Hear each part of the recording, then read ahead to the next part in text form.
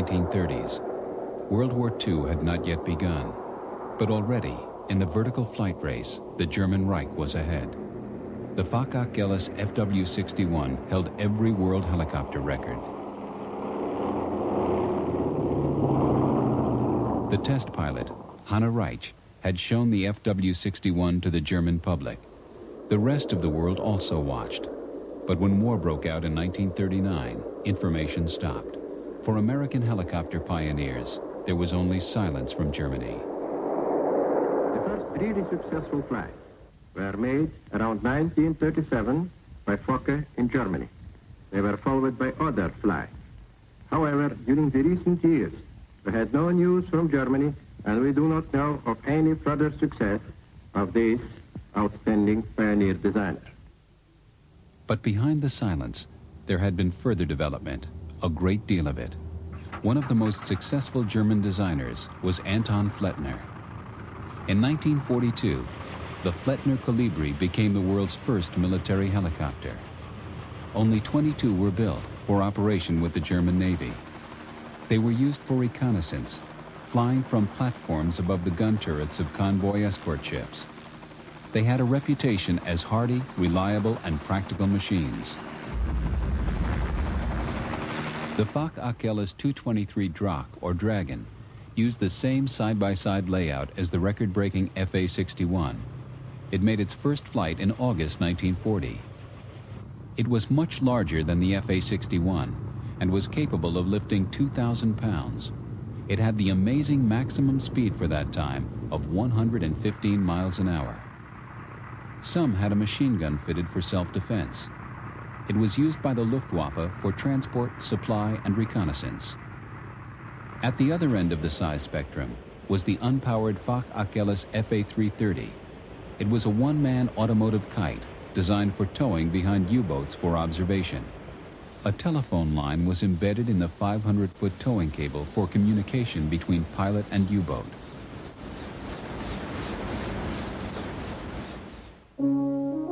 The Doppelhoff WN-342 was another small observation helicopter, the first to be powered by jets on the rotor blade tips. 4 prototypes were built, but it never entered production. Because of high fuel consumption in the tip jets, later versions only used them for takeoff and landing, and it flew as an autogyro in level flight.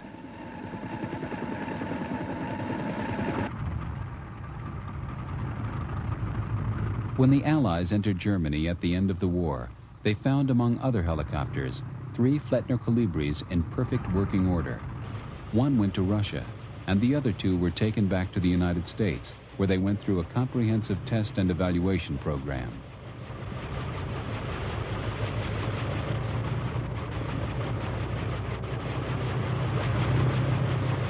This rare post-war American film shows the excellent stability and control characteristics that surprised American helicopter designers.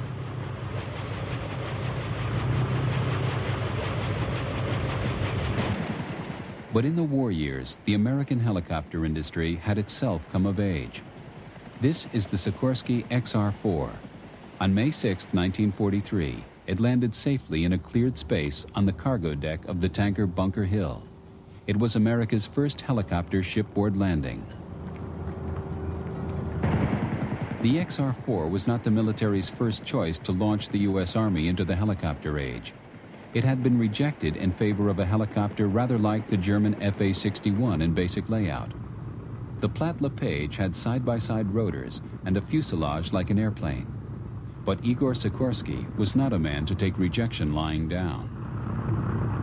Sikorsky Aircraft, which lost a design competition on paper, decided that now was the time to go ahead full steam with the concept of the helicopter. So largely with private financing, with the support of then United Aircraft, today it's United Technologies, the decision was made to build the helicopter independent of government orders. The Platt-Lepage's similarity to the German FW-61 was not accidental. In the 1930s, W. Lawrence Lepage had visited Germany and been impressed by the German approach to rotorcraft design. The XR-1 made its first flight in May 1941. It was found to have a weak airframe, which slowed down the testing process. But in any case, it was never to become a satisfactory operational machine. The Army's original decision to choose the XR-1 had been based on caution. And they proposed the same low-risk solution that had already been demonstrated in Germany, that is by Professor Focke, the two rotors side by side. As a backup, that was the XR-1. And then the XR-2 and the XR-3 were autogyros, low-risk fallback decisions. And then as the VS-300 began to prove itself and began to demonstrate very desirable flying characteristics, a last contract for the XR-4 was let to Sikorsky Aircraft. Basically, at first, it was a contract to build a much larger two-seater version of the VS-300 machine. And that eventually evolved, however, into the XR-4.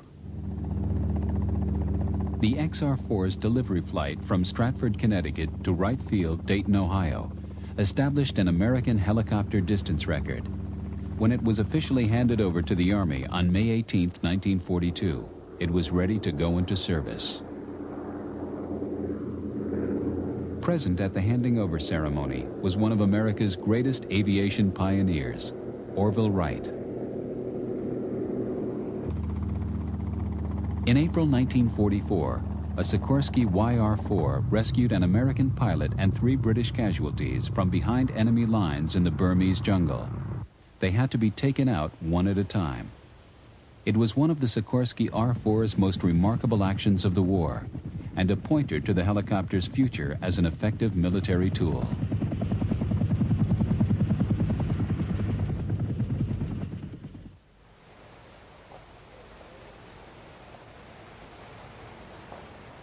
Even before World War II was over, people were thinking about the new life peacetime would bring. The idea of the family helicopter seemed a possibility.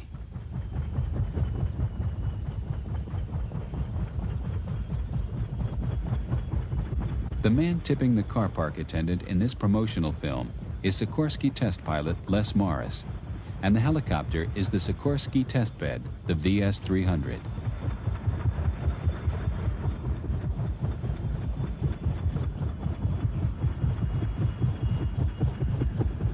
Boundless possibilities for future use of the helicopter were in Igor Sikorsky's mind almost before it was off the drawing board.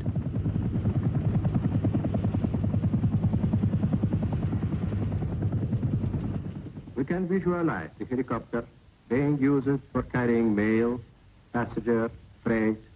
We can further expect its extensive use for all kinds of emergencies, such as forest control, health, medical assistance, and finally, we can expect its development for private use. One could hazard the prophecy that our ways of life would be changed just as they were when the automobile came into general use. But the idea of rotorcraft for the average family was not new. In the mid-1930s, the Pitcairn Company had suggested the possibility that there could be an autogyro in every garage, even if the rotors might not quite fit through the garage door.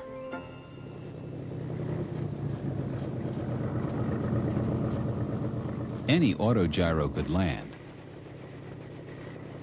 but only the Pitcairn AC-35 could land, have its rotors folded, and then drive away on a public road, just like an automobile. This wasn't a fantasy. The AC-35 was actually approved for road use. But the helicopter designers took the 1930s possibilities one step further. Frank Piasecki, in his first helicopter, the PV-2, promoted his product with the idea that you could land at the gas station and fill up if your tank was getting low.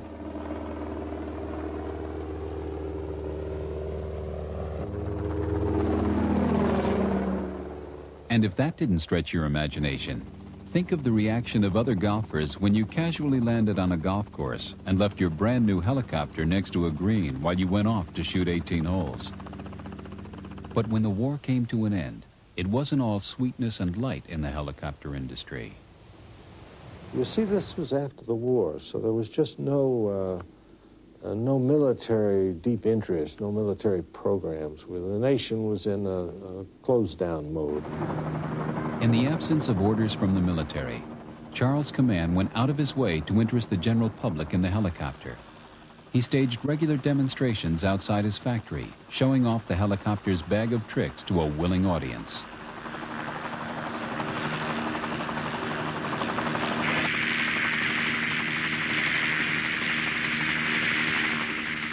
We were going to build a helicopter for commercial use for every man to fly, because it would be that easy. And we had the vision that the sky would be black with them. Kids are entitled to dream. That moves the world. And we were kids dreaming. These craft, designed for utility, are styled for comfort as well. This two-place model provides a roomy coupe-type cabin, soundproof to keep out engine noise. It has wide automobile-type doors and windows, and excellent views in all directions are provided by large areas of clear plastic. If the kids were dreaming, so were the business executives. But there was more chance of the helicopter being adopted by corporate leaders than the average suburban household.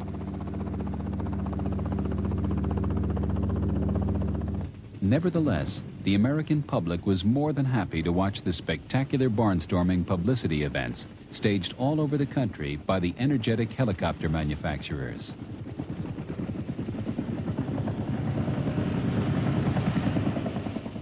Indoor flights and 4th of July exhibitions attracted thousands of willing spectators who embraced this new phenomenon as a symbol of American ingenuity. Ingenuity that would take them into a new life after the trials of wartime were forgotten. The Bell Company staged these events, and Sikorsky did the same.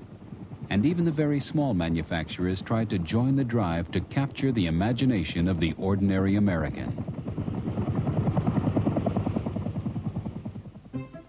Stanley Hiller Jr. was just 17 in 1942 when he started to build his first helicopter. By the time he was 19, it was finished, and he flew it for the first time in the University of California Stadium on May 14, 1944.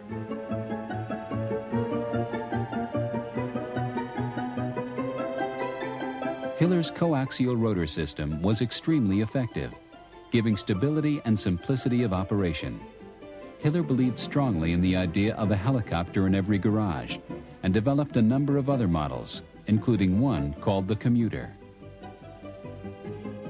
Hiller also produced a conventional single-rotor helicopter using his Rotormatic system for rotor stability. It also used an overhead lever control instead of the usual cyclic stick between the pilot's knees. This helicopter was to go into production as the immensely successful Hiller Model 360.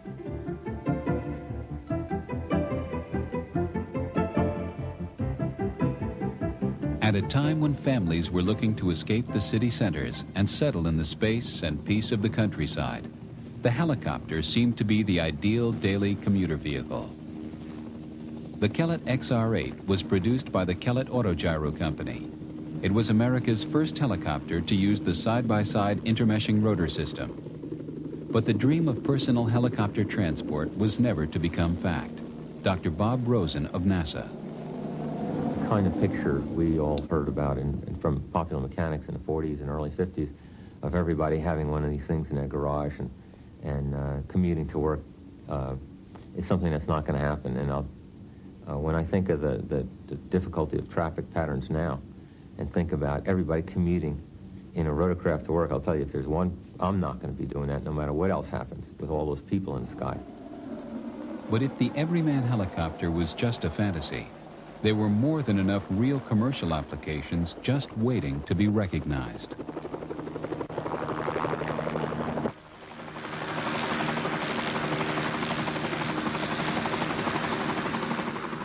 In post-war America, helicopter manufacturers were confronted by stark economic reality.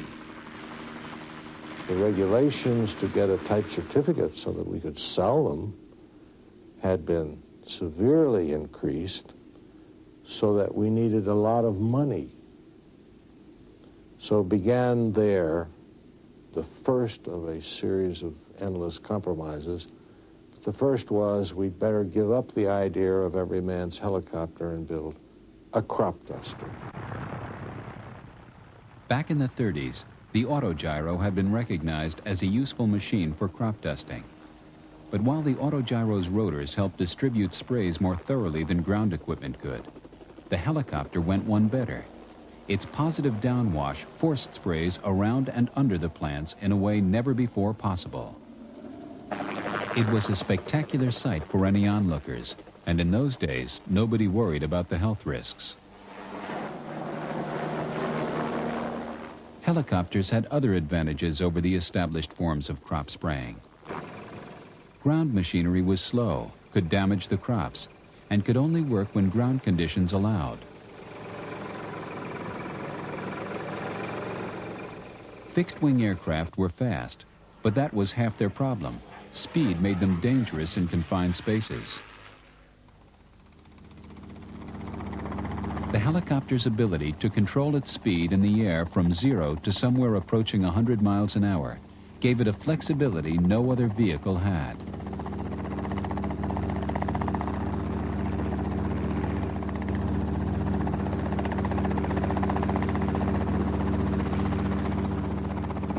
Helicopters were also highly maneuverable and were able to adjust to the details of the ground surface for the greatest effect. The military was no longer the sole target of helicopter manufacturers. They recognized a huge civilian market potential.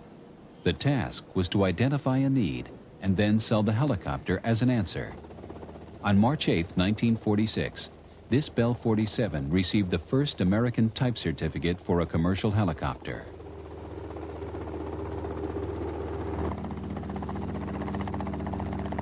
Newspapers, which had used autogyros since the 30s, were quick to see the helicopter as a faster way of getting reporters and photographers out to a story and back again.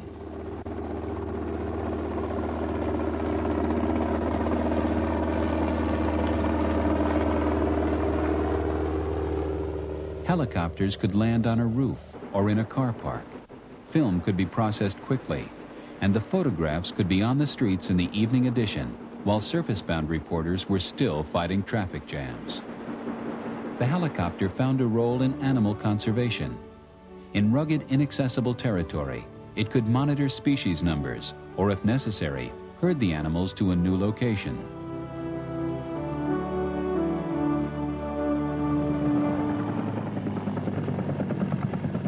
Within a year of coming into service, the Bell 47 was being used in the oil fields in Louisiana.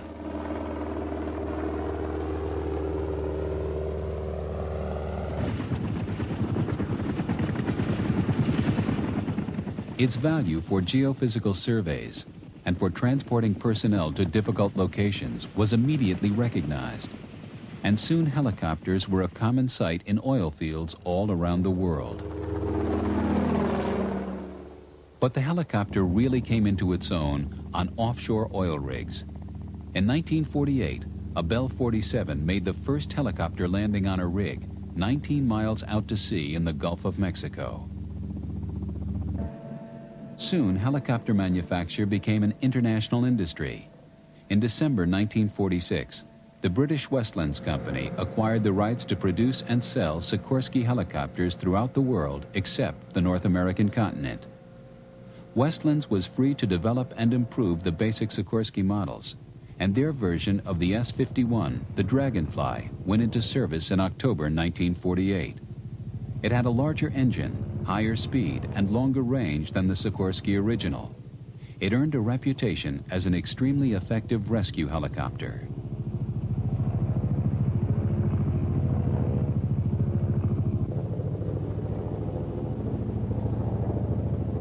By the 1950s, the Westlands Company had established a strong identity of its own, in spite of the unmistakable Sikorsky lines of its product.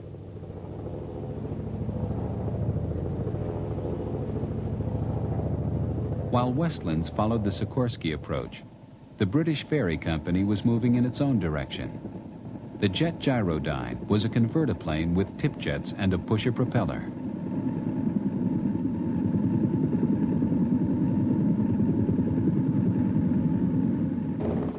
In December 1948, the British Sierva Company, famous for its autogyros, released the world's only three-rotor helicopter. It was called the Sierva Air Horse, but its suitability for large-scale crop dusting earned it the name Spraying Mantis. At the time, it was the largest helicopter in the world. The rotors all revolved in the same direction, but torque was canceled out by their triangular arrangement.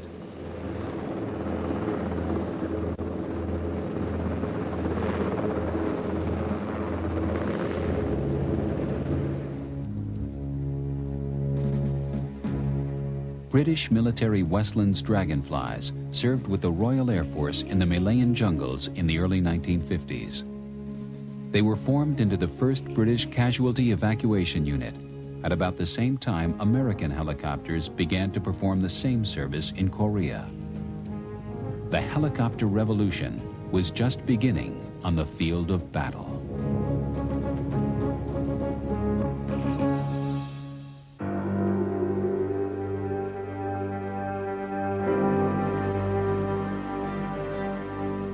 In World War II, assaults on a foreign shore were carried out with heavy naval bombardment and all-out marine attacks to establish a beachhead. Although the helicopter existed, it was not ready for use as an offensive tool.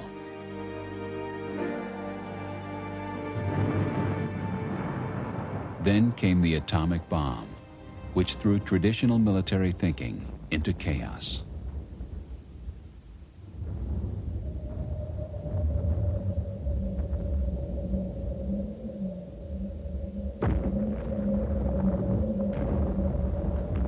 Military tacticians developed a theoretical role for helicopters in a nuclear conflict. But when an unexpected conventional war broke out in Asia, those who championed the helicopter as a military tool were caught napping.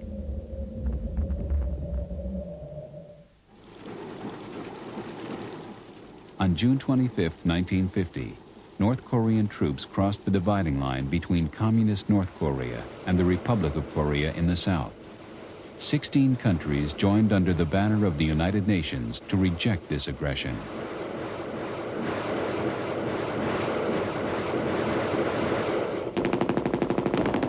Under the command of General Douglas MacArthur, the Allied forces halted the North Korean push and were defending the South Korean port of Busan. The helicopter was still an infant, and there were only a few in the field. But commanders on the ground knew of their potential in reconnaissance, and they came into service in the first few days of the war as eyes of the United Nations forces. In the 40s, helicopter manufacturers like Sikorsky, Bell, Piasecki, and Kaman had flamboyantly promoted the helicopter, but relatively few military dollars had been spent on them. In the United States, the industry was still trying to convince the military of the helicopter's real worth. Sergei Sikorsky of Sikorsky Aircraft. This changed very suddenly in 1951 when North Korea invaded South Korea. And within about 2 or 3 days, the helicopter had proven its worth so much as a reconnaissance and as medical evacuation and everything else that the cry went out, get us more helicopters, send us all you can. And I would call the Korean War the war that proved the military usefulness of the helicopter. Suddenly, the production lines began to move faster. In the Sikorsky plant at Bridgeport, Connecticut, the S-55, with its large 550 horsepower Pratt & Whitney engine located in the nose, began to roll out in larger quantities. The same thing happened at the Bell factory in Buffalo, New York. The helicopter was on its way to war.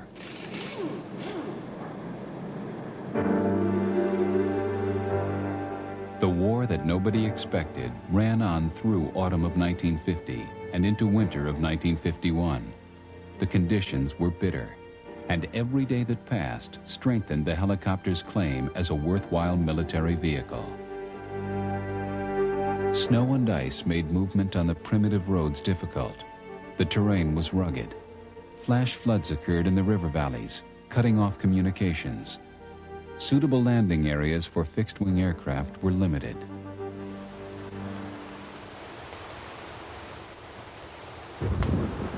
The fighting was intense, and there were many casualties.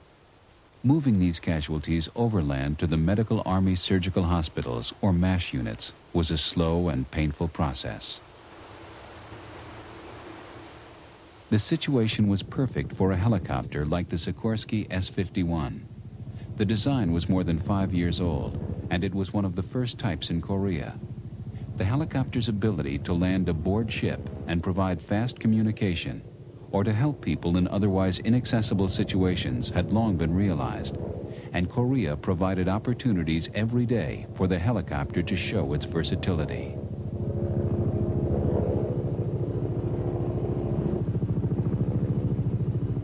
Helicopters in the early 1950s were still slow, uncomfortable, and underpowered.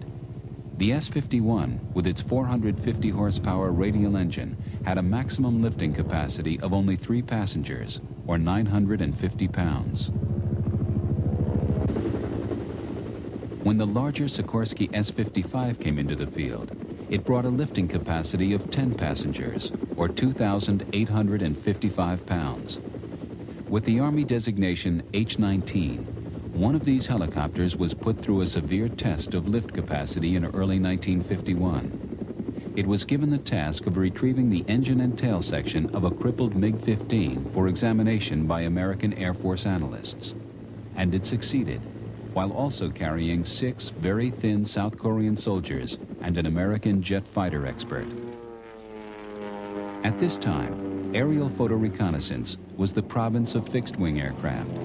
It was essential to monitor the effect of Allied attacks on North Korean positions and to plot the location of North Korean anti-aircraft batteries. Regulations prevented helicopters in the Korean War flying where they were in danger of enemy fire. Nevertheless, they were used in reconnaissance roles, and inevitably they came under ground fire. Inevitably also, they were sometimes hit, and one even managed to explode an enemy mine with its rotor downwash from 300 feet in the air. In mid-1951, peace talks began and continued throughout the next 2 years. Helicopters transported Allied negotiators to the conference table, but it was in another area entirely that the helicopter really made its reputation.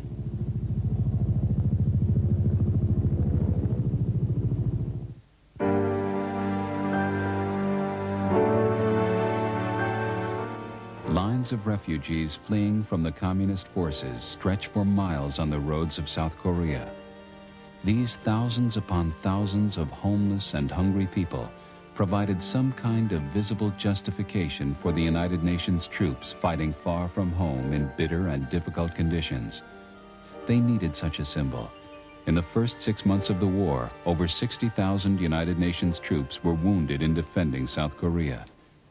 At the end of those 6 months, the Bell 47, the Angel of Mercy, Army designation H-13, arrived in Korea. The first medical evacuations, 6 weeks after war broke out, had been carried out by Sikorsky H-5s. In December 1950, Bell H-13s fitted with stretcher pods on the landing skids were assigned directly to the MASH units. The designer of the Bell helicopter, Arthur Young. I remember when I put the skids on, I thought it would be handy for people wanting to jump on like a fire engine. They could stand. I didn't think that you could put the stretchers on there too, but it worked out very nicely to carry the stretchers. The Medevac Bell H-13s went into action in the first week of 1951 when the Chinese launched an offensive against the UN forces. Their impact was immediate. They cut the time needed to get a wounded soldier to MASH facilities by a factor of 10. Apart from reaching treatment sooner, this meant that soldiers who would have died on the road were still alive by the time medical treatment was available.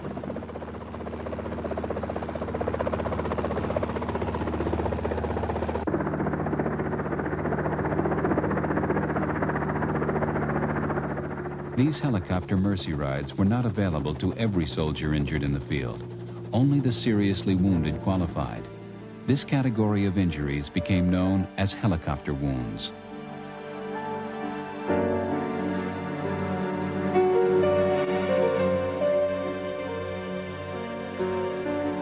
The immediate success of the medevac helicopters changed the way armed forces handled wounded soldiers in combat. Traditionally, wounded had been divided into three categories. 1, the walking wounded. 2, those with serious wounds that were not life-threatening. 3, those who were gravely injured and in need of medical care to survive. Under this system, the most seriously injured had been the last to receive medical attention. The military rationale was that several soldiers in the second category could be treated in the same time it took to treat one of the gravely injured. Now, if a helicopter was available, the most serious cases could be transported to surgical attention in quick time. The priorities were changed, and the gravely wounded were taken first, and mortality rates on the battlefield dropped astonishingly.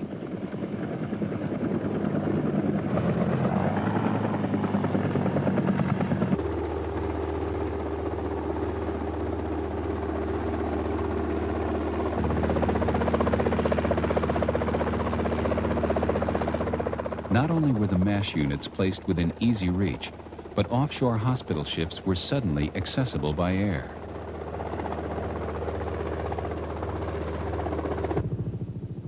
Although the Bell H-13 became known as the Angel of Mercy, other helicopters were involved in medevac and rescue work. Sikorsky H-5s had pioneered medical evacuation. As the war progressed, they were fitted with pods like those of the Bell H-13. But in the early months, their facilities had been more primitive. They'd been adapted to carry wounded in stretchers, with their legs protruding through an open window.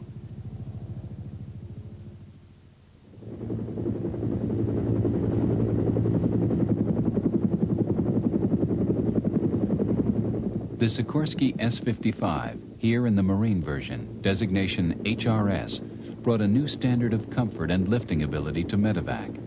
The large forward-mounted Wasp radial engine gave it the power and space to carry 8 stretchers inside its large cabin. Not only did this provide insulation from the icy air outside, but for the first time it made in-flight medical attention a real possibility. Pilots in the smaller helicopters had done what they could while keeping their machines in the air, but now dedicated care could be offered on the way to a hospital unit.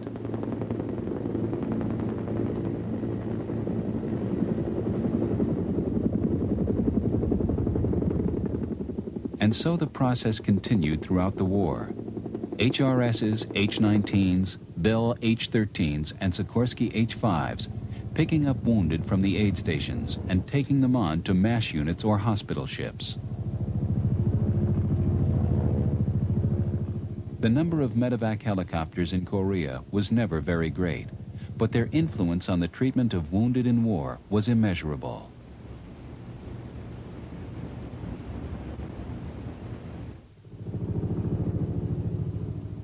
The helicopter also made another kind of mercy mission possible. Quick rescue of downed pilots from inaccessible positions on land and sea became daily occurrences, often under enemy fire.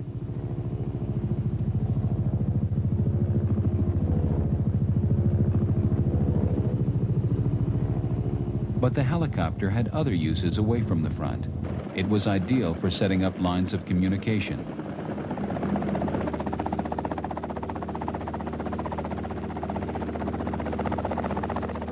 This Bell H-13 is fitted for wire laying. It has a spool mounted between the skids, so the wire can pay out freely.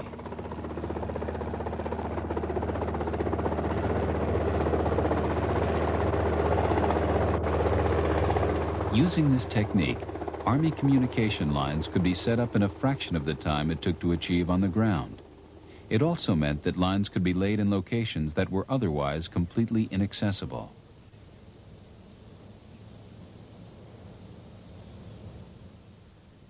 If a helicopter or an airplane went down, it was no longer a case of having to write it off completely. Even large helicopters of the time could not lift the whole thing out, but usable parts could be salvaged. The parts could be packed into or slung under a Sikorsky HRS and flown back to base, where they were recycled into the spares inventory. But while there was no doubt about the potential of big helicopters in Korea, delivery was frustratingly slow.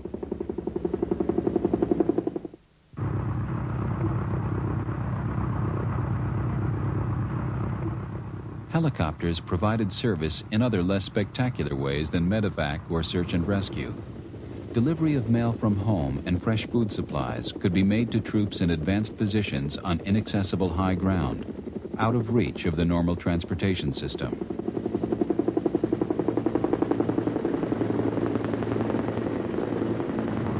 Occasions like these, unprecedented in the history of warfare, were great morale boosters.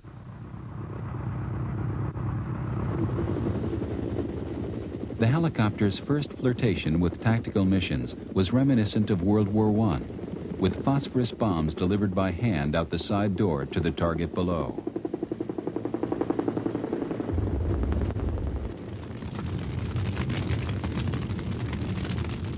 But the idea of the helicopter as an offensive tool was to be developed by the Marines in this conflict, not so much as a vehicle for carrying weapons, as a vehicle for transporting troops over natural obstacles to engage the enemy where he least expected it. This tactic, known as vertical envelopment, had been experimented with before the war. In order to work effectively, it needed big helicopters in reasonably large numbers to transport an effective force in the shortest possible time.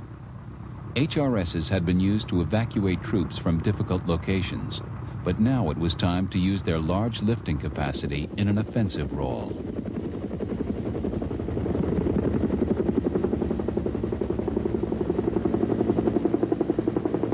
This is an early vertical envelopment operation, an experiment under actual combat conditions. 230 Marines are being loaded into Sikorsky HRSs for transport to an inaccessible mountaintop behind North Korean lines. First to go is the shore party, whose objective is to establish the position and prepare it for the helicopters bringing in the bulk of the troops.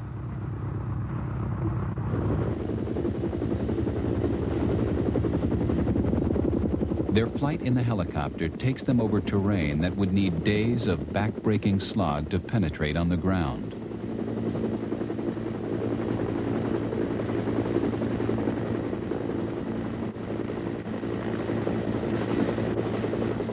The idea is to disembark the helicopter as quickly as possible. But this is a first, and knotted ropes are not that easy to come to terms with.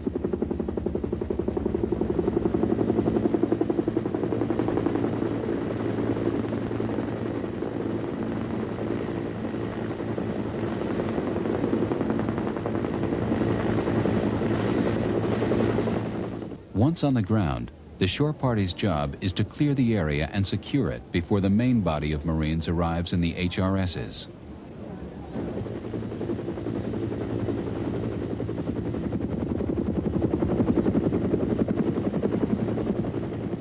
Now the ground has been cleared.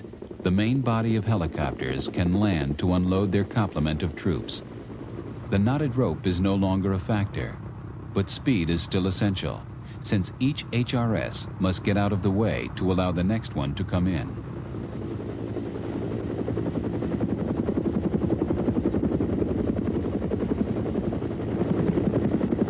Each HRS is carrying 6 fully equipped Marines.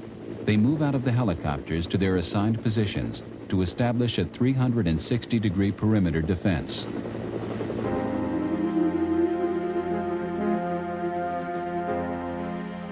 Some of the troops are assigned to patrols and others to forward positions to protect the main body. These machine gun sites are chosen for their ability to command avenues of enemy approach. Once they're set up, it becomes a waiting game.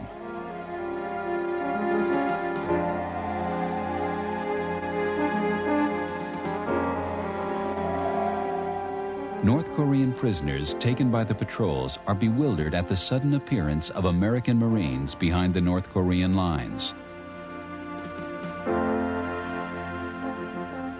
They offer the Americans their safe conduct passes, psychological warfare surrender vouchers.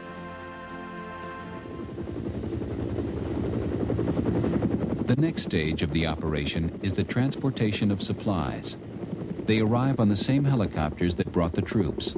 Like the troops, They make the journey in hours rather than the days a land operation would have taken.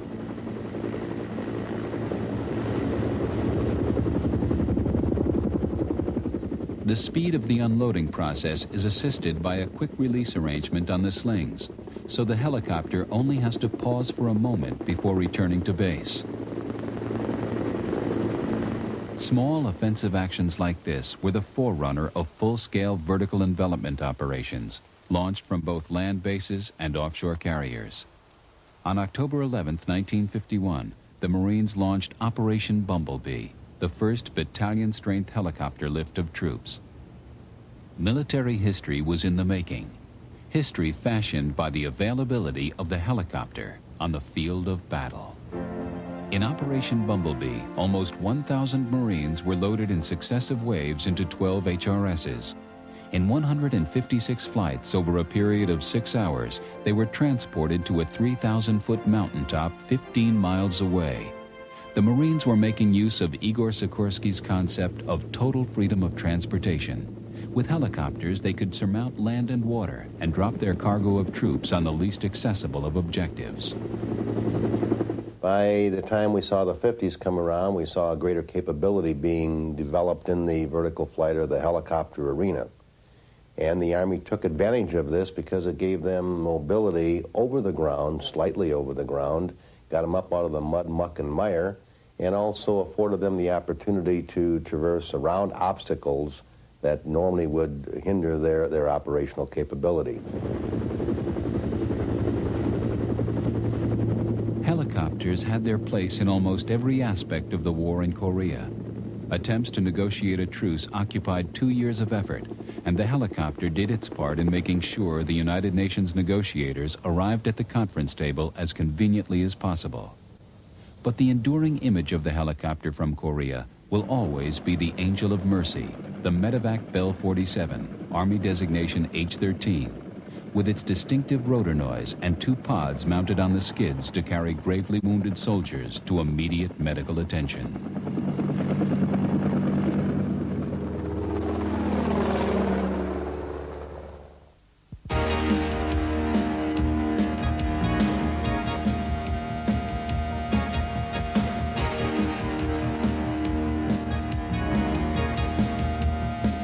Place, somewhere in South Vietnam. Date, just about any in the mid-60s to early 70s. Bell Hueys drop their load of infantry troops in as few seconds as possible and get out as quickly as they can. The sound and sight of the Hueys is the essence of the Vietnam years, the years of the helicopter war.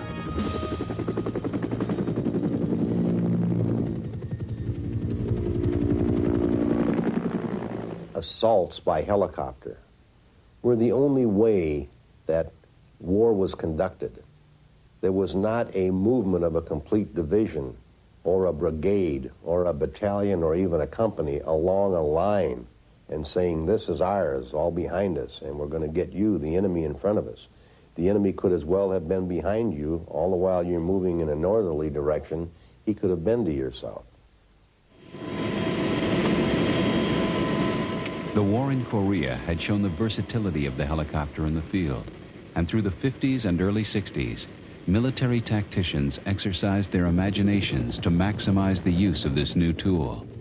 It offered freedom of movement, speed, versatility, and who knew what else. They were still the early days. These moves were given top-level official sanction in the late 1950s when Secretary of Defense McNamara set up the House Board to inquire into the helicopter's military potential. McNamara challenged the board to think creatively about the use of the helicopter in warfare. And I can recall in my reading of the report, McNamara's report to the military saying, now I don't want you to come back with just some routine pablum. I want you to be imaginative and use to the full potential a helicopter to increase the fighting power of our land forces. And what came out of the House Board was a concept of air mobility that proposed air mobile divisions and air mobile brigades and began to shape the Army in the very early 60s, just as we began being committed to Southeast Asia.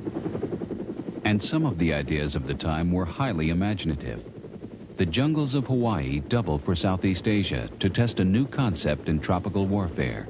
A mobile treetop heliport, which could be flown in, lowered to the forest canopy, and secured to give a firm landing surface. At the time, it was thought to be quite a promising way to access thick jungle.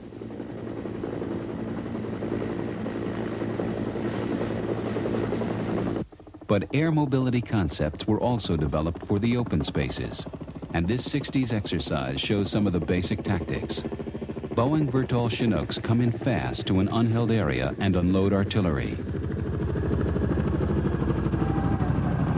The artillery sets up a barrage of heavy fire to keep the enemy's heads down. Huey artillery rocket helicopters armed with 2.75-inch rockets provide reinforcing fire to give further cover to the first waves of infantry.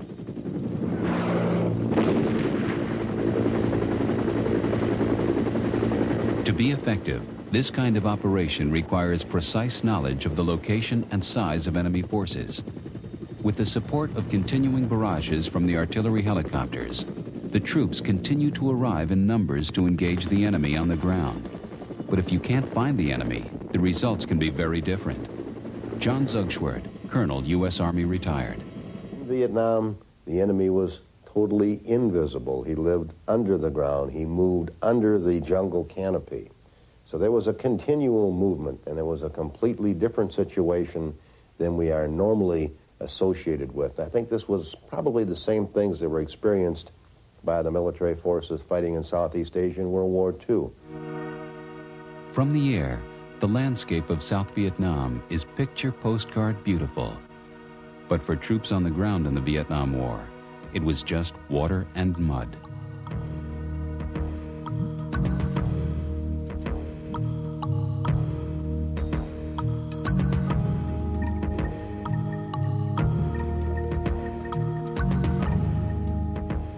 Soldiers in Vietnam were often grateful to be in the relative freedom of open water. At least there you could use your ingenuity to get a little help. But sometimes the water seemed to go on forever and get deeper and deeper. Ideas of mobility on the ground were drowned in the Vietnamese waterways and paddy fields.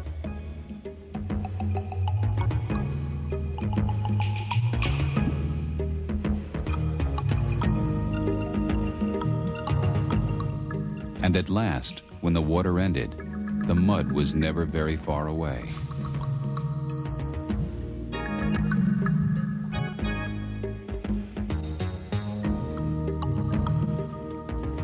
The mud not only affected soldiers. Any kind of military machine was subject to the same wearing struggle with the conditions. The muddy roads often imprisoned them, slowing them down and taking the edge off their normal ability to move fast in difficult terrain. The jungle terrain was a formidable obstacle for any army to fight in, as we saw in World War II and other cases where jungle warfare was involved. They brought in helicopters, which gave them that degree of mobility, getting from point A to point B, without the establishment of an airport, without the reliance of road systems that could be mined or bridges that could be taken out, that could really be obstructions to their transportation or their mobility on the ground.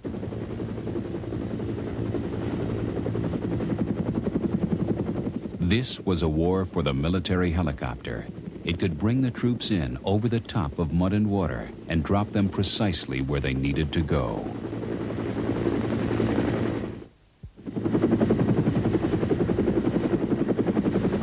When the Korean War ended in 1953, the idea of vertical envelopment was still very raw and relatively untried. But in the years between Korea and Vietnam, the tactics of this kind of operation matured, and by the early months of the Vietnam War, vertical envelopment was ripe for action. For these Marines, the old World War II idea of the beachhead no longer applied in the same way. The takeoff point might well be a beach, but it might also be a helicopter carrier sitting miles offshore. The helicopter gave to our forces there the ability to breach 5,000 feet of altitude, cover hundreds of kilometers, and be anywhere on that battlefield in very quick order. From the earliest months of the Vietnam conflict, pilots had to develop the skill of bringing in their helicopters, unloading them as fast as possible, often under fire, and hurrying out, leaving the troops on the ground to get on with the day-to-day business of fighting a jungle war. In this operation, the helicopters are returning to pick up 2 battalions of South Vietnamese soldiers.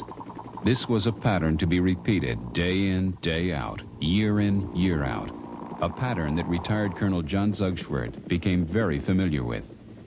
In my knowledge, every military operation that was conducted in Vietnam was conducted through the use of helicopters, taking the people into an objective through the air, establishing an airhead, and building it out from there. But how big can you build that circle, still control it and defend it? And after a while, maybe that is yours, and its significance is lost, so you'll close it up and move everybody out from there, come back to a main base, and plan another attack into another area. The first U.S. helicopter operations in Vietnam were in non-combat support.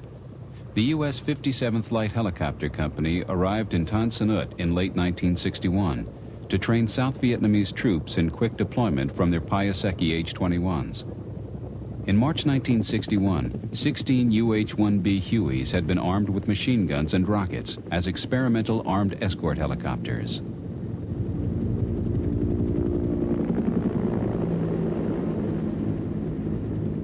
On December 23, 1961, the 57th Light Helicopter Company carried 360 Vietnamese infantry on a search and destroy mission against the Viet Cong. This kind of non-combat support continued until 1965, with the H-21s being replaced by Hueys in 1964.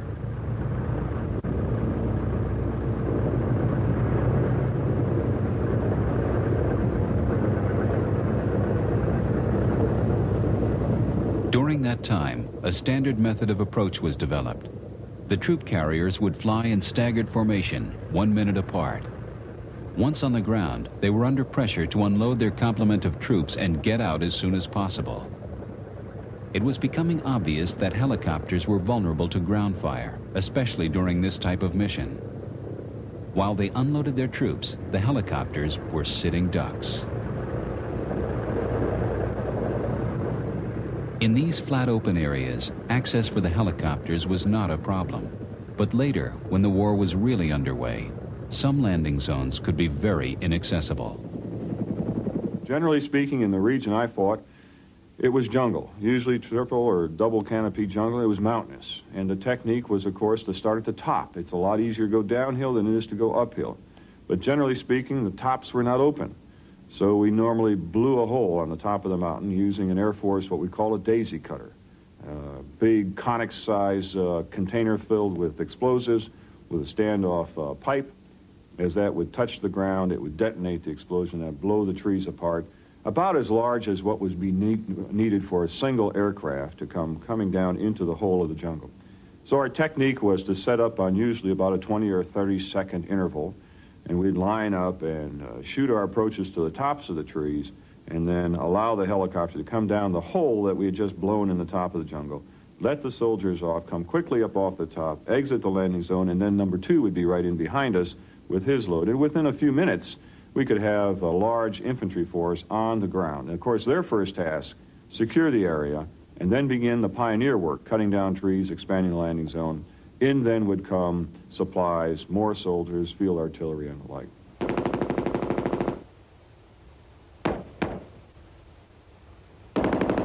Once on the ground, when the helicopters had gone, the troops had their jobs to do. The possibility of wounding or death was always present, and many infantry soldiers must have initially resented the luck of the helicopter pilots as they flew out to safety. But when their mission objectives had been achieved and the colored smoke marked the pickup zone, the sound of helicopter rotors couldn't have come soon enough.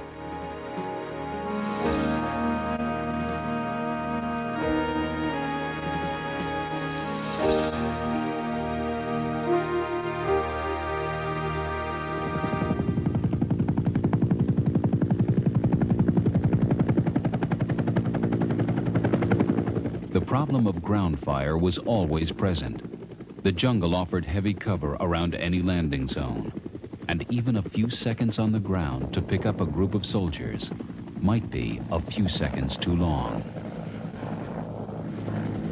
The utilization of gunships started really before the military went into Vietnam on an experimental basis. Once they got into Vietnam, they saw that these helicopters were vulnerable to ground fire, and if they weren't armed or afforded themselves some protection, it was kind of a hazardous occupation to be out there flying these unarmed aircraft when everybody else had the freedom to pick on you or to shoot at you. To even things out a little, the experimental armed escort helicopter idea from 1961 was extended to the UH-1 Huey troop carriers themselves. They were fitted with 30 caliber machine guns and 2.75-inch rockets. For the troops on the ground, there was a little extra reassurance that the helicopters they relied on so much could start to bite back.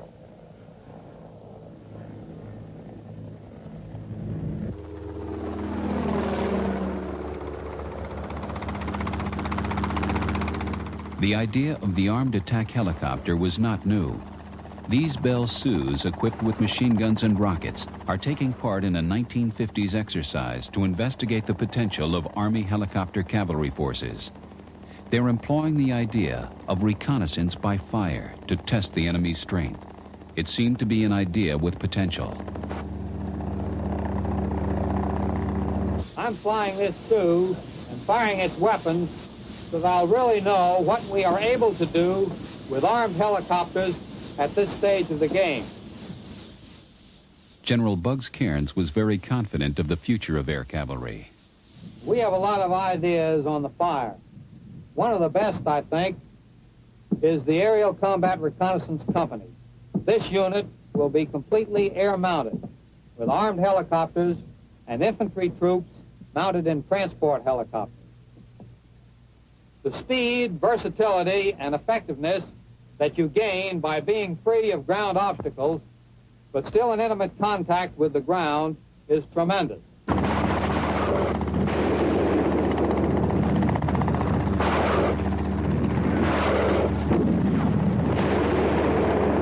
French used the helicopter not only to transport their infantry, but also to support them, principally in the logistics realm. And then they began the experimentation of putting weapons on board the aircraft so that you could have an aerial firing platform. Those were just the germs of a plant later to bloom in the 60s.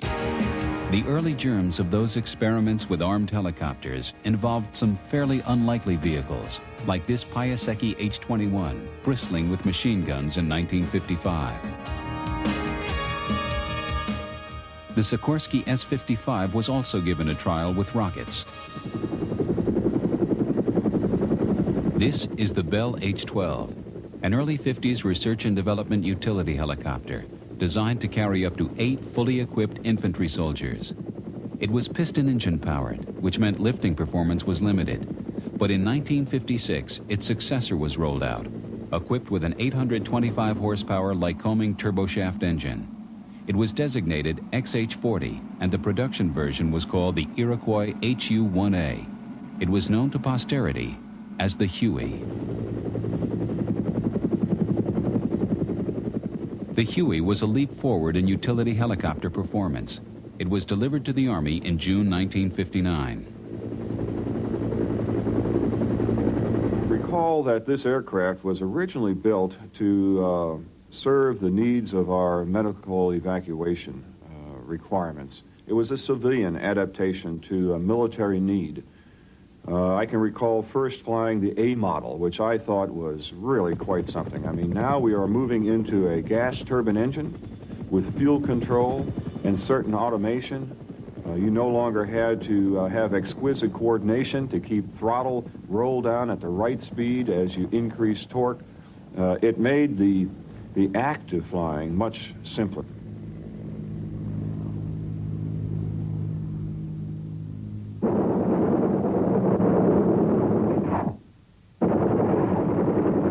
And when machine guns and rockets were added to the Huey, something new emerged. this utility helicopter suddenly became a lethal attacking force. It was equipped with a 7.62 millimeter machine gun system, which could be remotely controlled to traverse 70 degrees right and left and up and down.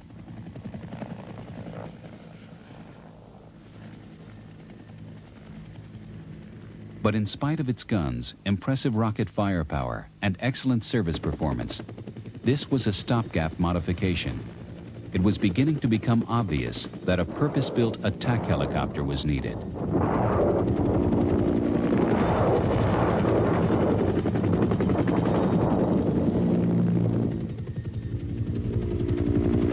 The Sioux Scout was built by Bell as a testbed to study ways of answering the need thrown up by Vietnam. It was a narrow-bodied tandem design with the co-pilot gunner in front and the pilot above and behind. Both had excellent all-around vision. Many elements of this design were incorporated in the famous Bell attack helicopter, the AH-1 Huey Cobra.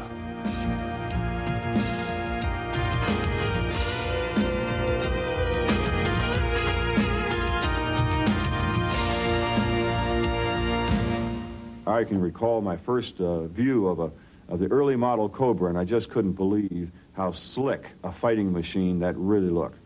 Curved canopy. It doesn't get any better than this in the mid-60s as this was introduced to our forces. The heart of the Cobra was the rotor, engine, and drive system of the old Huey, but the rest was a revolution. Design work began in early 1965 as a company-funded Bell venture, and by August 1967, the Huey Cobra was in action in Vietnam. It could fly over 200 miles an hour. Its early armament included 7.62 millimeter miniguns in a turret under the nose, and 4 underwing rocket launchers, each with 19 rockets.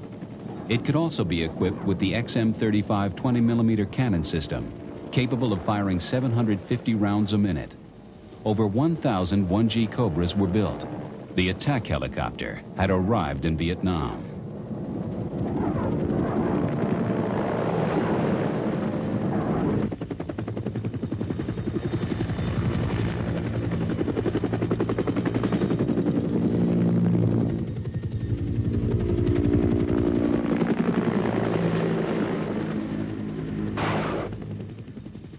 For the first time, significant surprise helicopter attacks on ground targets became possible, and the Cobra was an excellent escort vehicle for unarmed helicopters. Above all, it was difficult to hit from the ground. To the American forces, it was the Snake. The Viet Cong named it the Whispering Death.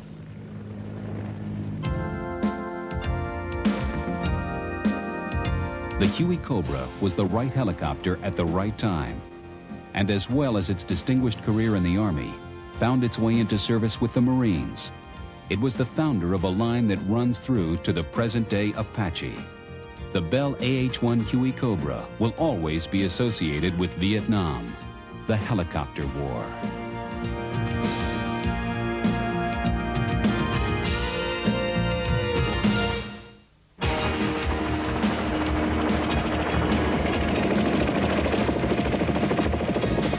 Throughout the war in Vietnam, at just about any time of day, American troops were being dropped from helicopters. It must have been hard for those troops not to resent the helicopter pilots returning to safety while they faced the dangers of combat on the ground. John Zugschwert, Colonel, U.S. Army, retired. At the same time, I feel that after that ground soldier had been there long enough, he knew that that helicopter was there to support him. It dropped him off. It was going to come back in and pick him up. It was going to bring his ammunition into him. It was going to bring his food into him. It was going to provide his fire support close in with those gunships. It was going to evacuate his wounded. And it almost became a part of every soldier on the ground being a member of a helicopter team, if you'd want to say. Because every soldier that fought on the ground rode in helicopters in Vietnam. But the ground troops weren't the only ones facing danger. For the long seconds of a landing or pickup, helicopters were a prime target for ground fire. Getting to altitude quickly was their only insurance policy. These helicopter gunners en route to Vietnam are learning the fine points of their trade at Fort Schofield Barracks, Hawaii. They learn about aerial observation and the tactics of helicopter gunnery, including suppressive, area, or point target fire. And they learn to watch for the welfare of other helicopters dropping troops on the ground.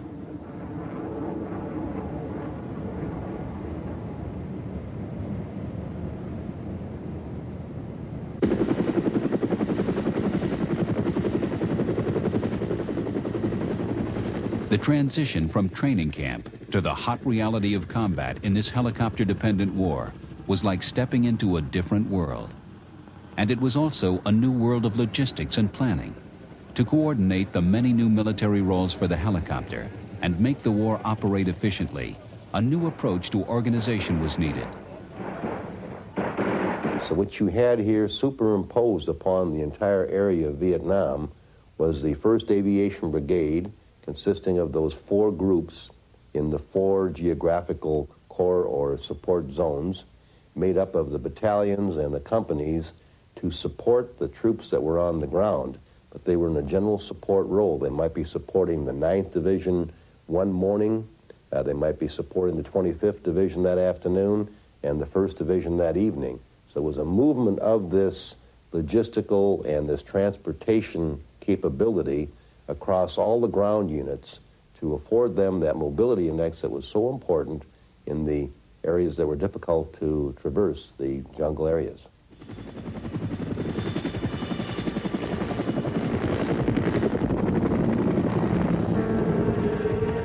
For the Allied forces in Vietnam, this was a war unlike any other. Even when troops were operating on the ground, the sounds and sights of helicopters were never far away. If things became too hot, reinforcements were brought in by helicopter. Traditional ground artillery was reinforced by something new. Artillery that could operate from a stationary position in the sky and quickly move on to another target. Casualties among ground troops were inevitable. The helicopter's role in medevac missions had been well established in Korea almost 2 decades before. But this was not Korea. It was something quite different. One of the particular characteristics in Vietnam is that you never knew exactly where your safe area was, where your neighbors were, where the enemy was. It was a very fluid situation. Consequently, safe havens were constructed as these divisions of military troops, even the Air Force established their airfields. These were safe havens. They were protected with a perimeter and things of that nature. But everything outside the effective range of the weapons on that perimeter belonged to somebody else. For the helicopter, safe havens provided a respite from their heavy daily military duties. There was a constant need for new supplies of rockets and ammunition. But helicopters also need more maintenance than any other type of aircraft, and good maintenance needs protected conditions. Bell Hueys fitted with 2.75-inch rockets and 30 caliber machine guns were voracious users of ammunition. The safe havens from which these Hueys were rearmed themselves needed to be supplied with ammunition.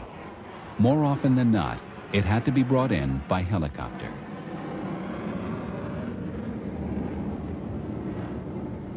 All kinds of extras were fitted to helicopters to make them more potent in combat. Hueys fitted with spotlights were known as Fireflies. They increased the flexibility of Allied operations because much Viet Cong transport and repair activity was carried out at night. And when the Huey Cobra was introduced, its increased mobility and firepower placed a further restriction on Viet Cong activity under cover of darkness.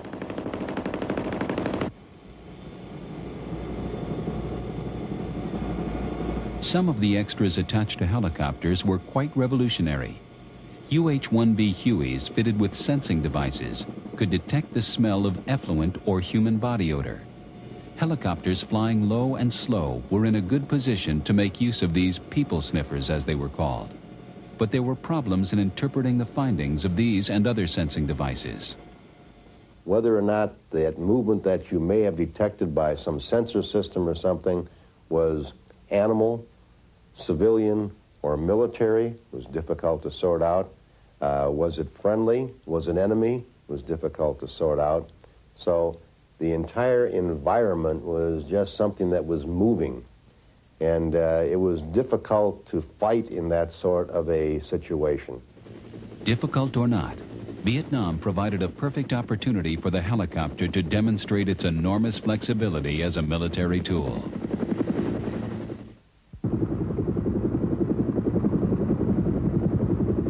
The twin-rotor H-21 was the descendant of Frank Piasecki's Flying Bananas and dated from the early 1950s. The Army version was powered by a Wright R-1820 radial piston engine.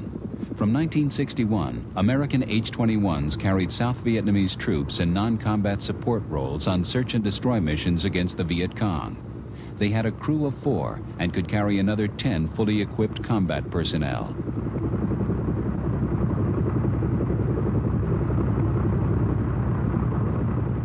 From late 1961 until 1963, this was the workhorse helicopter. But the power from its single radial engine was limited, and if one got into trouble on the ground, there wasn't another helicopter around big enough to help. Later, when the war was really on and the turbine-powered Chinook was introduced, that situation changed radically. And if one of your aircraft from your formation of 10 went down someplace, initially you'd go in to secure it. You'd call the extraction team who would go in and rig it, come in with the Chinook, hook onto that Huey, and take it out. For the 12-month period in 1967 when I was there as the operations officer of this battalion, we never lost a total ship. Whatever an aircraft was shot down, damaged, hit, went down for maintenance, whatever it was, we went in, secured it, picked it up, took it back home, and possibly it was flying again that same day or within a couple days or within a week. But in the early 60s, that kind of record was impossible.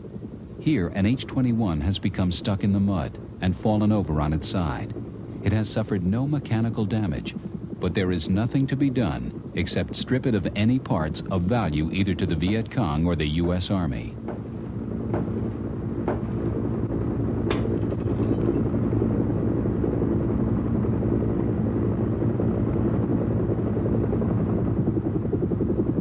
Once everything is stripped, the remaining shell is doused with napalm and burned.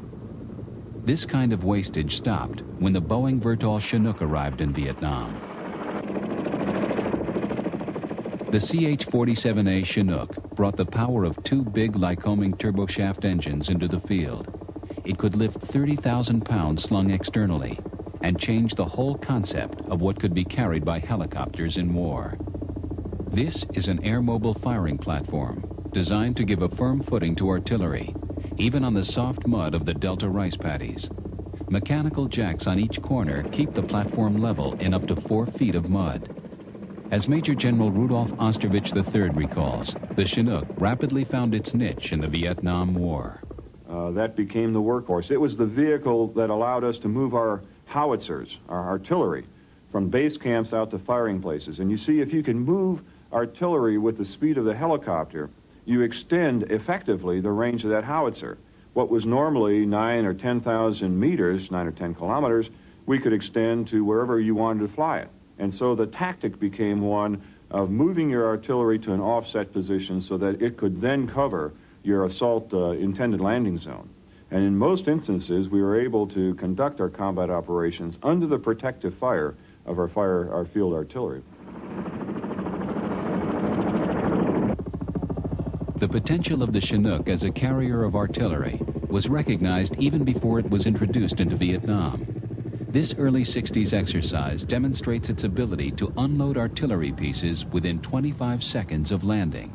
The artillery is then positioned and ready for firing in the shortest possible time.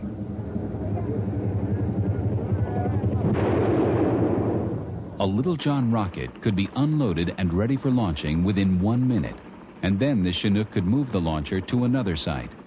Once in Vietnam, the Chinooks quickly adapted to the conditions of war.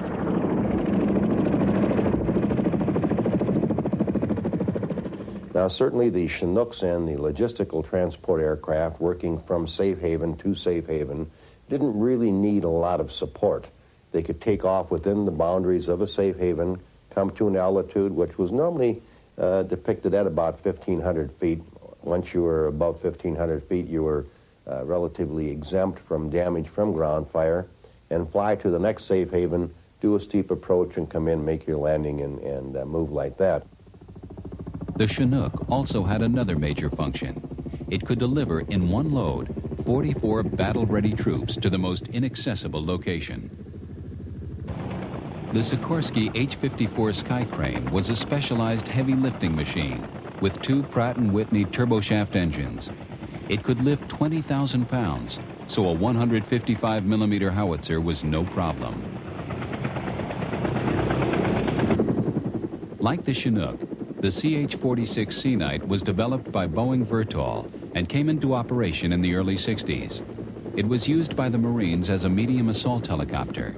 In Vietnam, it could carry marine assaults from offshore carriers to points many miles inland in a very short time.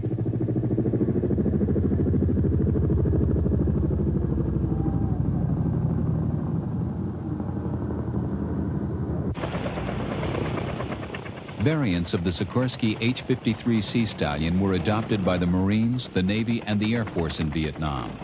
They went into service in 1966 with the Marines as a heavy assault helicopter, and as the Super Jolly were used by the Air Force for search and rescue. The Super Jolly's name came from the Sikorsky HH-3E Jolly Green Giant, famous for its rescues of pilots shot down over the Vietnamese jungle. In combination with other helicopters and fighters, the Jolly Greens pulled many otherwise doomed pilots and aircrew out through the thick canopy of vegetation.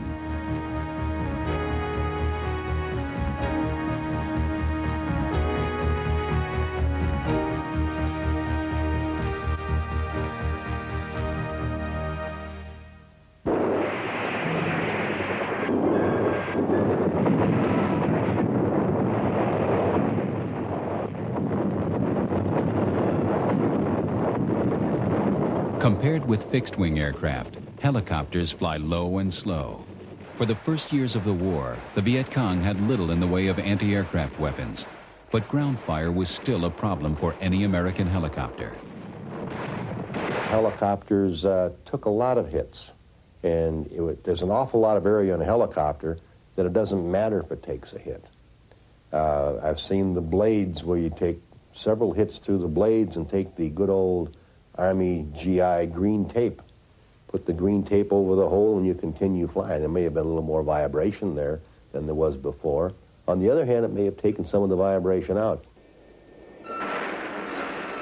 An F-4 Phantom slides in with its landing gear damaged. On standby in case of fire is the Command Husky with its specialized firefighting technique. The Husky was perfectly adapted to this role and saved many lives throughout the war. This is the headquarters of the Army Medical Service. There were over 125 separate medical units throughout South Vietnam, with more than 11,000 medical personnel. As in Korea, the key to getting wounded soldiers from the field to medical attention was the helicopter. Helicopters were so successful at fast medical evacuation that the survival rate of wounded who reached hospital attention was the best in any war to that time.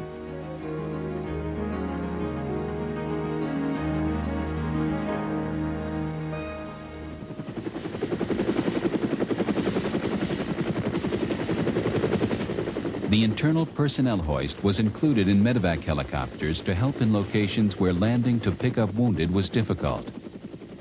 It could be used in association with a device called the Forest Penetrator, designed to penetrate the thick jungle canopy and get through to the personnel waiting below.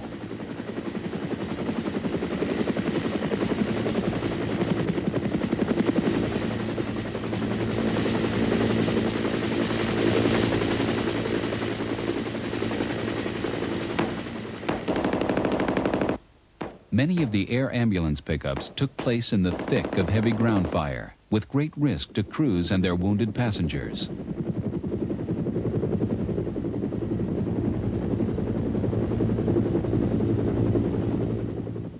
Even if the location was remote and difficult to access, medevac helicopters could usually find a way in.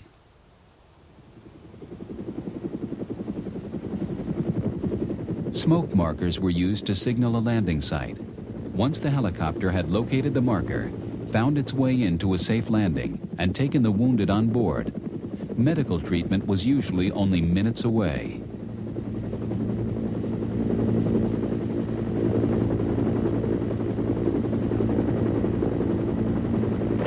Sometimes, when combat conditions or dense vegetation made helicopter landings impossible, the waterways could be used to bring wounded out to an intermediate pickup point, from which they could be taken to medical centers. In this case, the pickup point is a troop carrier fitted with a helicopter flight deck.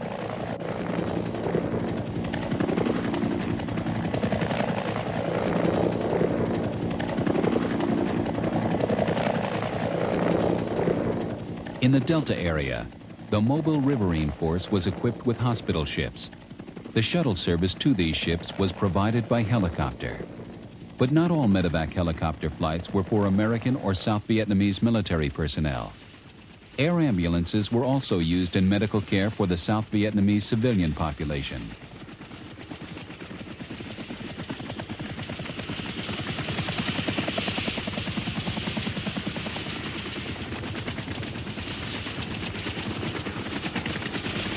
In military operations, helicopters were often part of complex tactical movements.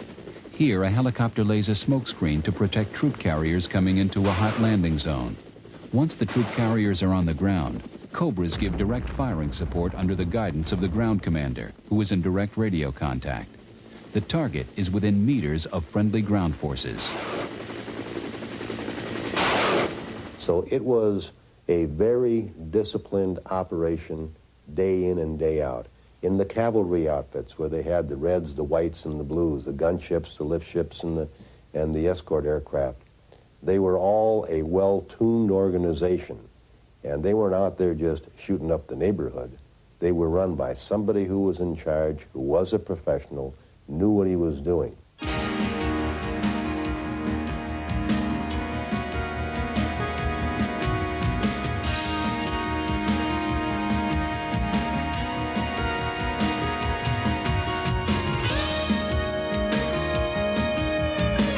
In spite of the huge resources and firepower thrown into the war in Vietnam, the rising tide of public opinion eventually forced a political settlement.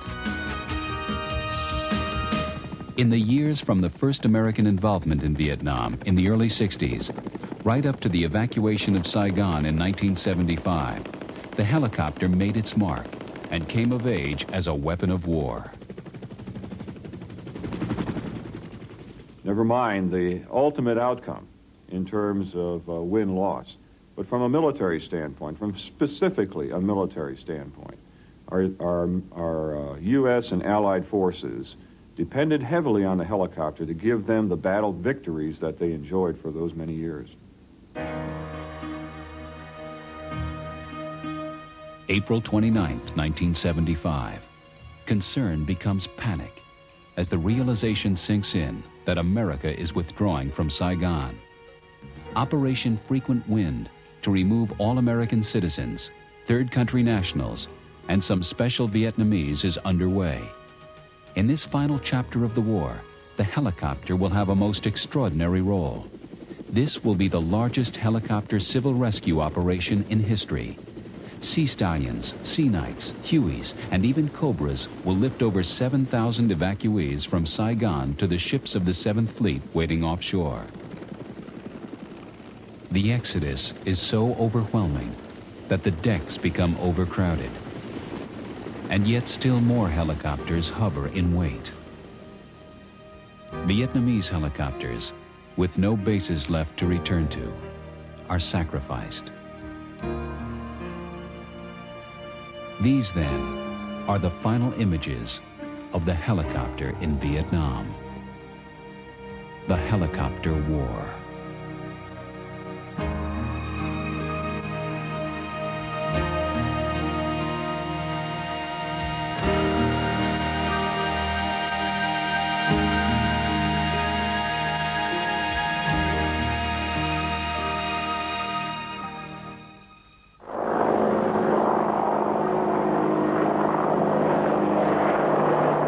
The Apache attack helicopter, From the helicopter point of view, the star of Operation Desert Storm, the result of a line of development that began back in the 1960s.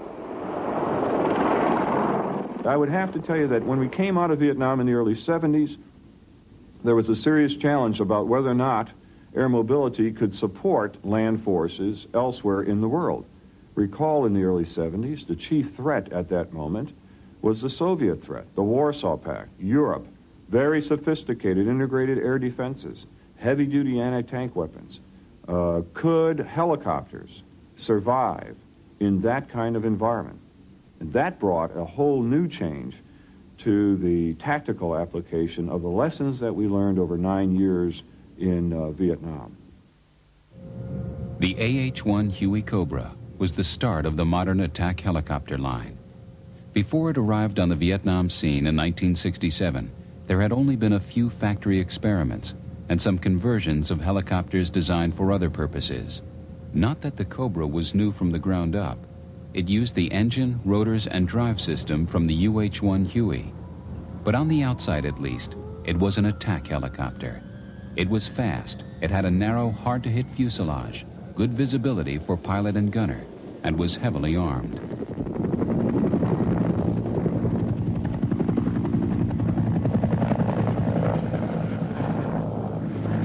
While these Huey Cobras were flying into battle in Vietnam, back in America, a glimpse of the future attack helicopter was being tested.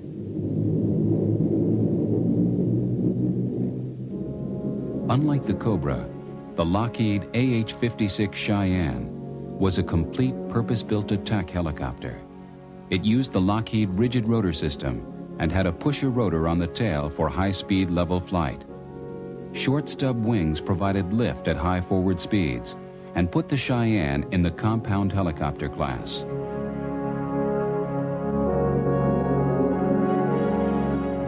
The heart of the Cheyenne's armament was the new TOW wire-guided anti-tank missile system.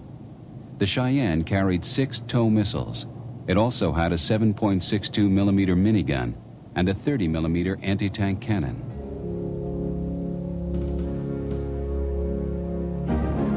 The Cheyenne was the winner of a 1966 Advanced Aerial Fire Support competition for the U.S. Army. The Army ordered 10 for evaluation. During forward flight, most of the engine's power drove the rear pusher propeller, with only about 25% going to the main rotor. This gave a top speed of 240 miles an hour, and its ability to fly fast and low was highly developed for the time. The flexible weapons system was computer-assisted and utilized laser and Doppler radar information. It could keep the flexible weapons trained on the target throughout the period of engagement. The gunner only needed to make minor adjustments and press the button.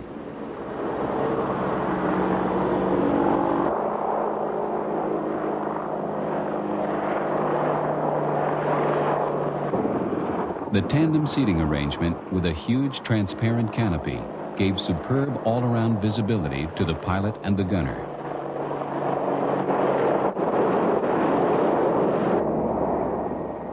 The pilot could fire at any target he could see. He just had to aim with his helmet sight, select his weapon system, and shoot.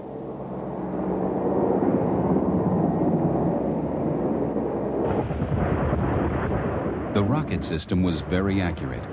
Level approaches at low altitude avoided the need for exposure to enemy fire.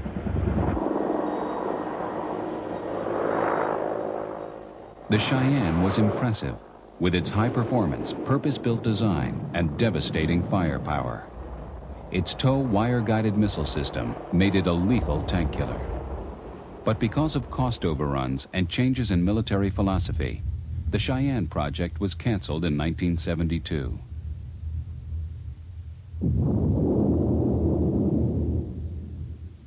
Late in the Vietnam War, Hueys equipped with TOW missiles had great success against North Vietnamese tanks and tracked vehicles. But American helicopters didn't have it all their own way. In the closing stages of the conflict, the opposition became tougher. At the conclusion of the war in Vietnam, the situation changed to where different tactics had to be derived. Once you started running into the radar-directed gun systems, into IR missile systems and things of that nature, the tactics drove the helicopters down on the deck where they were below the radar line of sight. Once the Vietnam War was over, military attention focused once again on the possibility of a conflict between the NATO alliance and the Warsaw Pact countries. Vietnam had been a special case, and now the question was whether the helicopter was capable against highly sophisticated electronic defense systems.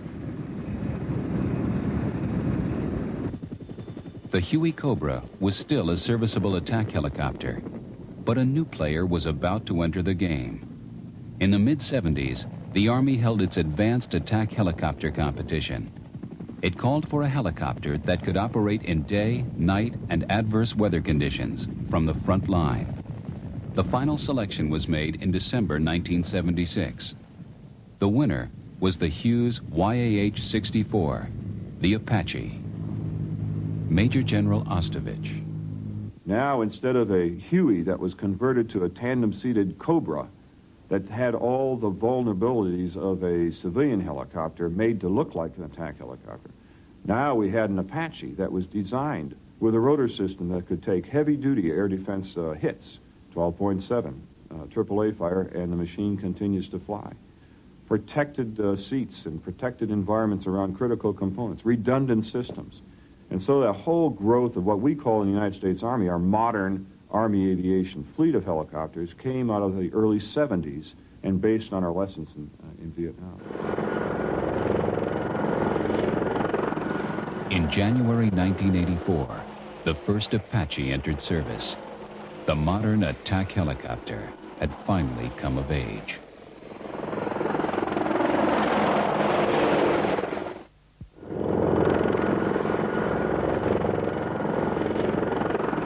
The Apache is designed to engage the enemy from the front line. It has an extremely accurate navigation system. Its exposure time to the enemy during attack is short, and it has a low signature. It can kill with the first round and go on to the next target.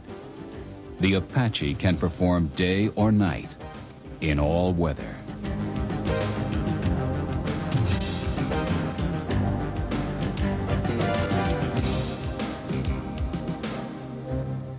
The Apache's weapons include a 30-millimeter chain gun cannon, laser-guided Hellfire missiles, and 70-millimeter rockets.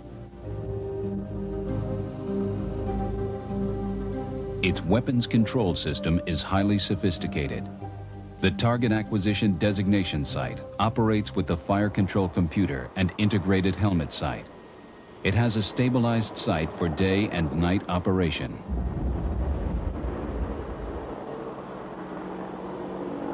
But the Apache is also designed to take punishment as well as handing it out. A rigorous development and testing program has made it able to withstand most hits. It has high ballistic tolerance in all its systems, and all this without the need for heavy armor. Almost all the armor on the Apache is used for crew and fuel protection. For General Ostovich and his pilots, the effectiveness of this protection was proven in the Gulf War. One Apache took 2 rounds right up through the fuselage, right up through the right-hand engine nacelle. The hole in that aircraft was large enough you could put your fist through it. And listening to the videotape on board the aircraft, talk to the pilot is racing back now to his base, saying, I think I'm hit, I'm feeling some vibration, but continuing to fly. Returns the aircraft to the base, repairs the aircraft, rejoins the fight. But that's the kind of tough, durable airframes that we're flying today.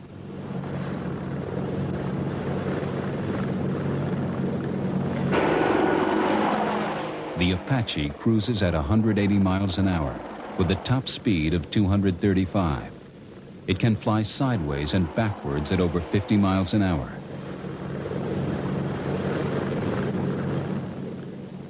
It's highly maneuverable and can make very fast changes of flight path while it's flying close to the ground with no danger of structural damage. At sea level, it has a mission time of up to 2 hours and 40 minutes. The flight sensation is vibration-free, which makes it less fatiguing to fly than older helicopters. The Apache was the spearhead of U.S. helicopter forces in the Gulf War. The growth of assault helicopters that were not adaptations of civilian helicopters, but began with a blank piece of paper and said, now, if you want to design a helicopter that must fly into the jaws of the enemy's camp, what would you have in it? Well, we'd want it to be survivable, protect the crew, protect the infantrymen on board, be able to take abuse. Out of that kind of design effort came the Black Hawk. The Sikorsky H-60 Black Hawk had to follow a tough act when it was introduced to service in 1979. It was chosen by the Army to replace the venerable Huey, which has given extremely effective service since the early 60s. It has a crew of 3 and can carry 11 combat-equipped troops. The Army specification called for a sustainable cruising speed over 200 miles an hour. The Black Hawk was a key member of the highly organized helicopter system that went to Saudi Arabia in 1990 to join Operation Desert Shield. In the United States Army, the helicopter forces are organic to all of our divisions and to all of our corps. The division and the corps commander does not have to ask anyone to get attack helicopter support or lift or any of the helicopter support that you would expect. It's all part of his combat force, both his combat arm and his combat support arm. The McDonnell Douglas Defender dates from 1968 and is one of the helicopters in the Gulf Force that also saw service in Vietnam. It can operate as a light observation helicopter, but armed with TOW missiles, it can be a particularly effective tank killer. The largest helicopter in the Gulf War was the Sikorsky Super Stallion. It was a formidable member of the team, with its immense heavy lift capacity and its ability to carry 55 battle-ready troops. The Super Stallion came into service in 1980, and since then has been a key factor in contributing to the mobility of the U.S. helicopter force. The modern helicopter gives to a land force the ability to move faster and attack quicker his enemy. It gives to our land forces the possibility of designing a battlefield scheme that avoids the frontal confrontation. Another Vietnam veteran to see Gulf service was the Boeing CH-47 Chinook. But the Chinooks coming into service now are a far cry from those that were produced in the mid-60s. The contemporary Chinook has new electronics and avionics, and its crash survivability has been brought up to current standards. It's still a key member of the U.S. helicopter force.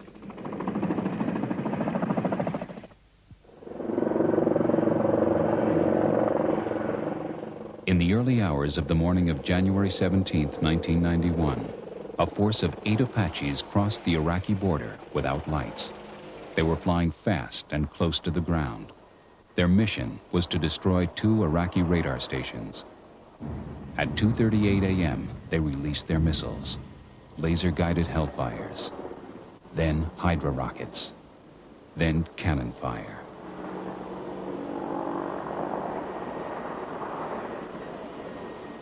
Within seconds, the Apaches had established a radar-free corridor. Coalition aircraft could now fly through undetected. Apaches had struck the first blow of Desert Storm. I, quite frankly, became a little bit excited as I saw the Iraqi military begin to dig in their tank forces along the southern Kuwaiti border. For an attack helicopter pilot, a tank sitting behind a 3-sided berm is just a very inviting target. You got to make it a little bit more difficult than that. About 400 Black Hawks served in Desert Storm. Some flew under their own power as far as 3,500 miles from Germany. They operated as the workhorse of the helicopter fleet and flew 44,000 hours in the Gulf. Vital to the operation of the helicopter forces were the soldiers of the forward area refueling points. They could refuel and rearm an Apache in about 20 minutes, operating close to the front line. To get an Apache to the front, you need to get it into the country, and C-130s, C-131s, C-17s, and C-5As were used to move them. Apaches of the 82nd Helicopter Battalion were on the first transport to arrive in the Gulf. Every year, the U.S. and Egyptian forces stage maneuvers called Operation Bright Star. For those who'd been involved in Bright Star, unloading helicopters in the desert was not a new experience, but they may never have come into contact with Chinooks wrapped up like this. In spite of the fact that Black Hawks superseded the Hueys in 1979, there were still some Hueys in service in the Gulf. Hot, sandy conditions caused a variety of maintenance problems, including rotor damage and engine sand erosion. Another veteran whose service can be traced back to Vietnam is the Huey Cobra. This version, the Marine Sea Cobra, has 2 engines. Sea Cobras are equipped with TOW and Hellfire missiles, which make it possible to engage targets from relatively safe standoff range. Sea Cobras were active from the start of ground fighting and supported the Marines' artillery with their missile and rocket fire.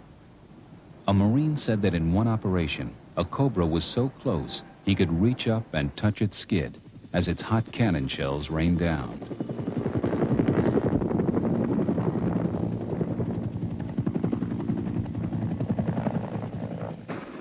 The Desert Ducks, out of Norfolk, Virginia, is a group of 30-year-old Sikorsky Sea Kings based in the Gulf since 1972. In Desert Shield and Desert Storm, the Ducks delivered mail and gave logistical support service. The harsh desert conditions kept ground crews working to keep the old helicopters in the air. The coalition tactics were based on aggression and extreme mobility. General Ostovich. Hold them by the nose. Engage them so that they can't reposition. And while you're doing that, move around with great speed, around the flank, attack from the back, attack from the side. Cut off their avenues of reinforcement, cut off their supplies. Begin the attack back in the mess hall. Begin the attack back where the tanks and trucks are being retrofitted and repaired. Destroy the logistics base. Move in then for the kill from the backside. That took a few hours. A helicopter force like this had never before been unleashed in the full heat of battle. Time after time, the Iraqi forces seemed to be beaten before the fight began. As you talk to the pilots, it's a curious story. You can almost see what's going on in the enemy commander's mind. The armor force says, can't go that way. Tanks are burning. Turns the force to the right, tries to get to Basra, and then come around to the north. Apaches range faster than the tanks. Destroy the lead elements of those tanks. They're on fire. Now the entire division is stopped, trapped by their own burning hulks, either on the left and on the right. And then very curious thing happened. The Apache pilots just waited. Just waited. They knew their enemy didn't have a chance. And so they just waited. Tankers got out of their tanks. Infantrymen got out of their infantry fighting vehicles, threw down their weapons, ran out into the desert. And when they were cleared, the Apache force utterly destroyed that division. Nothing left.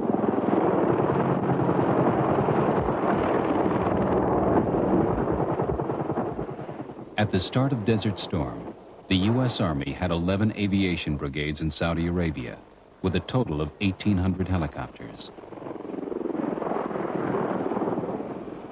One Apache battalion destroyed 157 tanks, 40 armored personnel carriers, 40 trucks, and 23 bunkers. The defeat of the huge Iraqi land force was a complex operation involving all the armed forces with their extraordinary range of advanced weaponry. As part of this team, the contemporary high-tech helicopter force gave the ground forces unprecedented mobility and striking power. So technology, in many ways, helped us grow the capability that we enjoy today. It's kind of interesting to look back now in the last, I would say the last 30 years of modern Army aviation and see the relationship between technology and capability and how that was exploited to produce what I think is the world's greatest attack and assault helicopter force in the world.